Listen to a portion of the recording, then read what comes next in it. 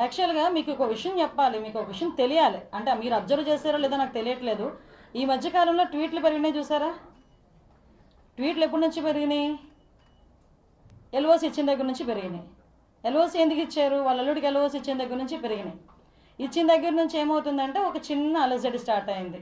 అంటే అక్కడ వాళ్ళు చేసిన పాపాలు ఏదైతే ఉన్నాయో అవన్నీ కూడా ప్రజలకి చాలా క్లియర్గా తేటతెల్లం అవుతున్నాయని భయపడి ఓవరాల్గా మొత్తం విజయసాయిరెడ్డి అండ్ కో ఫ్యామిలీ, వాళ్ళ అల్లుడు కానివ్వండి, శరశ్చంద్రారెడ్డి కానివ్వండి, వైవి సుబ్బారెడ్డి గారు అల్లుడు కానివ్వండి, వీళ్ళందరూ కూడా ఈరోజు ఇందులో ఇన్వాల్వ్ అయ్యి ఉన్నారన్న సంగతి చాలా క్లియర్ కట్గా అర్థమైంది. కాబట్టి వీళ్ళు ఏం చేస్తున్నారంటే బయటకు వచ్చి నోటుకు వచ్చినట్టు చంద్రబాబు నాయుడు గారిని తిడితే కనుక టాపిక్ డైవర్ట్ అవుతుంది. మేమందరం